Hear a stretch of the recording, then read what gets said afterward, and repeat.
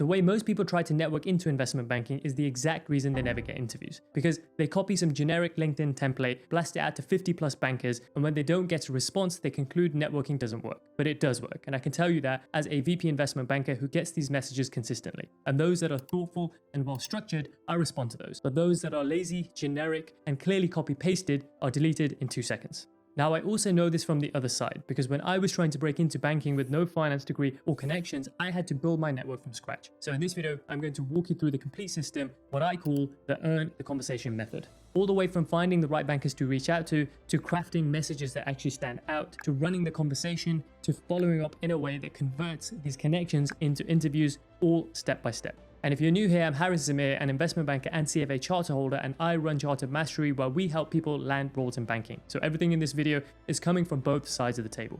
Now, before we go into how to actually network, let's touch on why it actually matters, because people fundamentally misunderstand how banking hiring actually works. You see, the majority of roles within banking are not filled via HR or job boards. They're filled within the team itself. So when a team needs a new hire, the MD will ask around and say, do you know anyone? And a name will be put forward. But when you submit your application through a company portal, it goes into a black box and no one in the team even sees it. So the truth is, hiring decisions happen via relationships. Now here's the thing, networking is not actually asking someone to hand you a job. It's a gradual escalation process that happens through 4 stages. The first stage is inform. The person you're speaking to will give you a full lowdown on recruiting at their firm. So that includes things like timelines, stages, expectations, and so on. The second stage is connect. They connect you or introduce you to other people, and your presence across the ecosystem widens. The third stage is flag. So here they actually tip you off that a role is coming before it even hits the job board. So this way you're now in the know.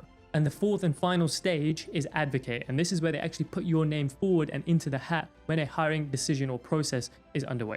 Nobody will give you stage 4, i.e. advocacy, during the first conversation. You build up to advocacy over weeks, if not months, through repeated interaction. And this is something I emphasize to our Charter Mastery students. Networking is something that compounds over time. It is not a one-shot event. Now let's reset how you think about networking, because if your mindset is wrong, none of the rest of these tactics will land. The first shift is that you are not asking for a job. You are building familiarity with the ecosystem. Now, I've already alluded to this, but I want to re-emphasize this. If you go into a conversation thinking, I need a referral, you will emit needy and transactional energy, and bankers don't like this. Instead, if you lead with, I'm learning and building context and trying to make myself memorable, that emits a totally different energy and will go in your favor.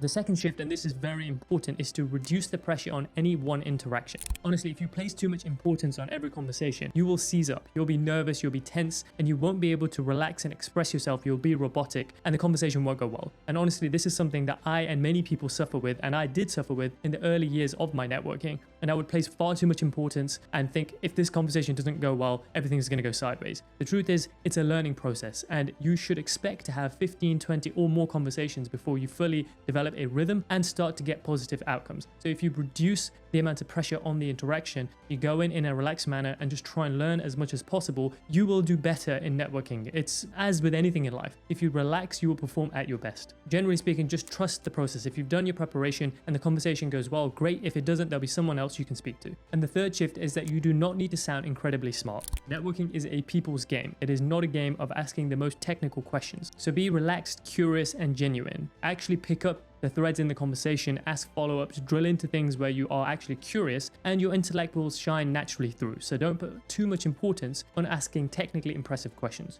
And throughout all of this, just remember that it only takes one positive conversation to unlock your future. So let's move on to the system itself. And phase 1 is actually finding the right people. And here, a common thing that people do, including me early in my journey, is employ a scattergun approach. You're reaching out to anyone and everyone with no particular purpose, no specificity, no specific preparation, and you'll find that you don't get much traction this way.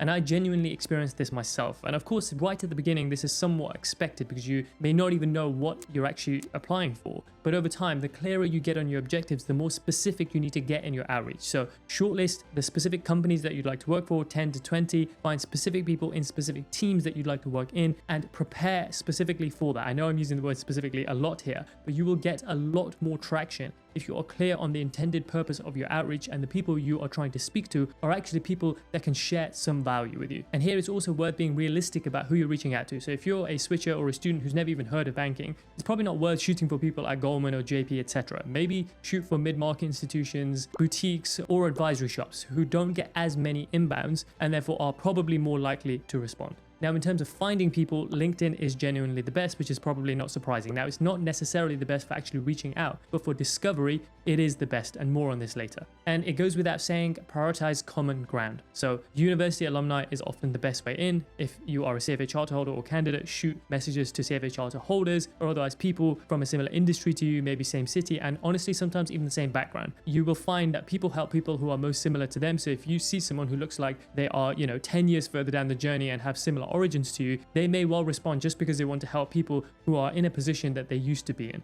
And I can speak from experience. When I get inbounds, I'll often respond to people who went to the same uni as me or are pursuing the CFA charter or are otherwise from a similar background to myself. Now, in terms of the seniority to target, analysts and associates are typically best because they are the most responsive. They've probably been in your position not long ago, and so they know what it's like and generally can offer you the most practical advice. But don't be afraid to go senior, like VP, director, MD and above, because paradoxically, these guys don't get as many messages. So if you do message them, it kind of looks a touch more ballsy. However, here I would say you need to be a bit more developed in your understanding of the industry because their time is even more precious, so you don't want to waste it. But ultimately, if you prepare well, conversations here can stand out and you can learn a lot from these senior members, and maybe they're even hiring managers and so on. So I have had some of the most productive conversations in my life with more senior people, but you want to build your way up to this because impressions at this level do stick. And overall here, to bring these points together, you want to build a list of 30 or so people, maybe 2 to 3 people per firm, and treat this process like a pipeline from the beginning. And we'll touch on this more later on. And of course, as you speak to people on this list, they may intro you to others and your target company universe may well expand as well. So this list will build over time, but to begin with, 30 names on there is a great starting position.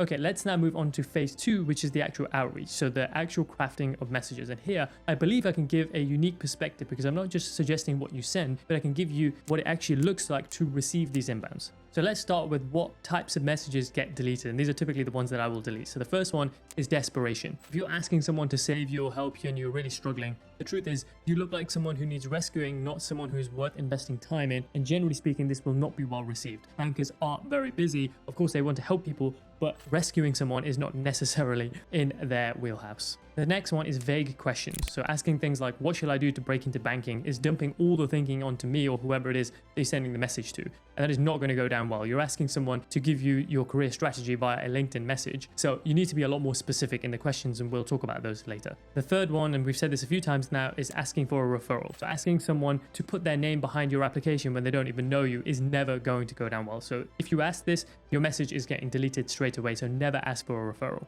The fourth one is asking for an in-person coffee during your first message. Now, I don't know what people's views on this. My personal view is if someone I don't know asks me for an in-person coffee during the first interaction, that's a lot to ask of me. It's me giving up not only time, but actually having to go to a specific location and so on and so forth. It's too high friction an ask. So I think the first conversation should be lower touch, lower ask, maybe a few questions and at most a conversation. And again, we'll talk about this more shortly. Let's now touch on what actually makes me respond. And the first thing is evidence of research. So if someone can showcase that they've actually researched me, my background, what I studied, what I've done up until this day, deals I've worked on, and has gone the extra mile. So a little bit more than just saying, oh, I liked your post about this. Like that's still pretty generic, but going a bit further than that and actually dissecting who you are and not sounding stalkerish, but equally saying, look, I can see you went from here to there and that jump was great for this reason and I'm interested in this particular point. That's quite a specific thing. And I think that evidence of research is very important in a world where mass blasting generic messages has become easier than ever due to AI. So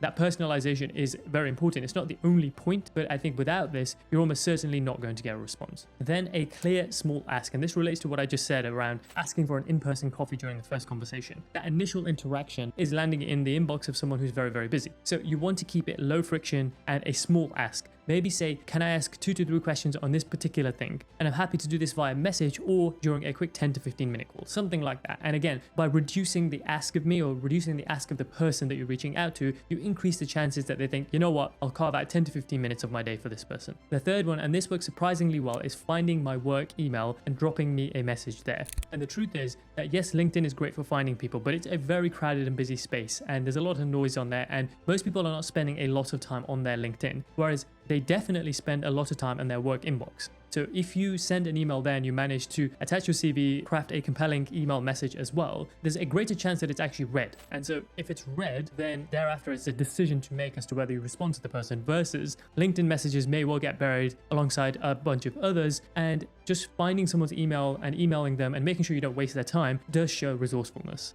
And finally, a compelling personal story. And this goes back to my point around finding common ground. If someone showcases a personal story, gives me a quick summary in their message and says, look, I'm coming from this position, I'm super interested in this, and something about that journey resonates with me, I may well respond. So that's the whole point around trying to find some common ground. And if you can express that through your message succinctly, you do increase your chances of someone thinking, you know what, I kind of see myself in this person a bit, I'll give them some time. So the formula is research the person, keep it short, make a small ask, and make it easy to say yes. And this is the earn the conversation approach. You are not entitled to anyone's time, you have to earn it. So let's now move on to phase 3, which is a conversation. So at this point, you've sent out messages, someone's responded, and you've got a call booked. Now what? Well, the first thing is that if the conversation is more than 1 or 2 days out, make sure you send a confirmation message or email and just say, looking forward to chatting tomorrow at 3. And this shows organization and also reduces the risk of no-shows. And it is a small detail, but it does have a big impact. Now, beyond that, one of the big mistakes people make is rocking up with 12 questions, reeling them off like an interrogation, not giving the other person space to think. And ultimately, this is painful for both parties.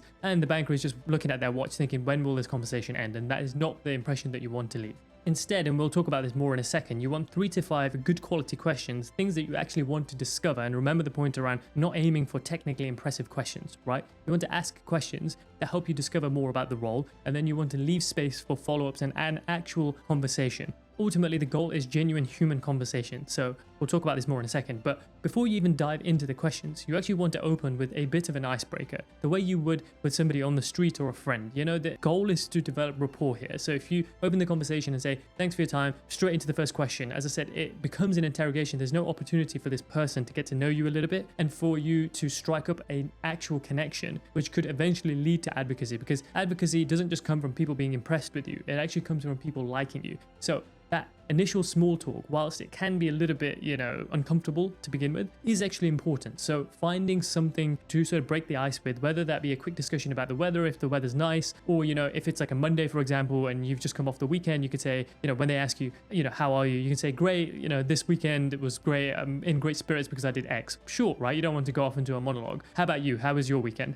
Something like that. And just open the dialogue, 1 to 2 minutes of, ping pong on that front. And then you can say, look, really appreciate your time. Here, I've got a few questions, starting with X, and then you dive into it. Now here, when you ask questions, make sure you actually listen, because you'll often find that there will be threads that emerge that you are genuinely curious about or would like to know more about. And asking follow-up questions in that way is, again, much better for the flow of the conversation, rather than just quickly switching tack to a totally different question as soon as they finish answering the first one. The goal is trying to have a natural flowing conversation. Now, something that you can sprinkle in throughout in moderation is research first questioning. And here, this gives you an opportunity to showcase your preparedness. So the way you want to do this is to state your understanding and then invite correction. So you don't want to sound arrogant as though you know it all, but equally you want to show a little bit about what you've researched. So for example, instead of asking, what do analysts do in your team? You might say, my understanding is that analysts mainly focus on execution. So they work on models, due diligence, pitch decks, rather than client-facing work. Is that roughly correct, or am I missing something? You're not making it sound like you know everything. You're saying, I understand these 3 things. Is there anything that I'm missing? Can you help shape the way I'm thinking about it?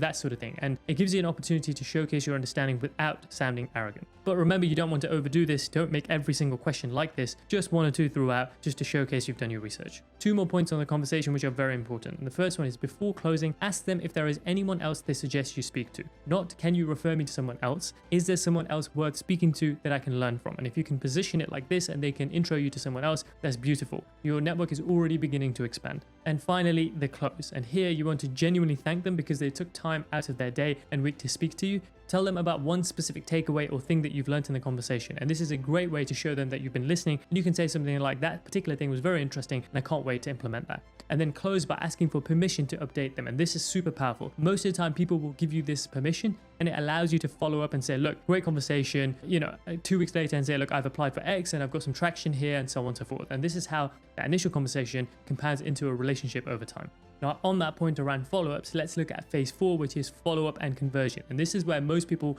drop the ball completely.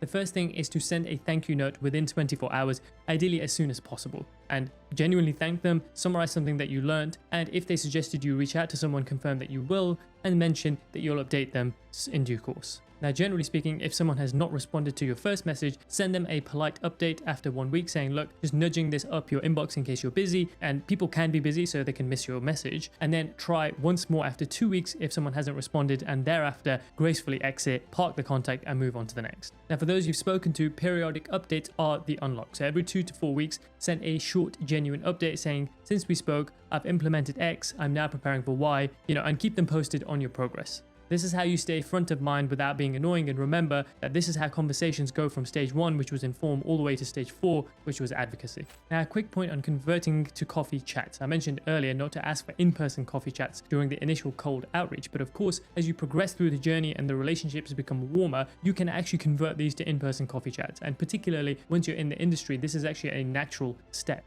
So don't overthink this early doors, but over time, you will see more and more opportunities as these relationships compound to switch to in-person interaction.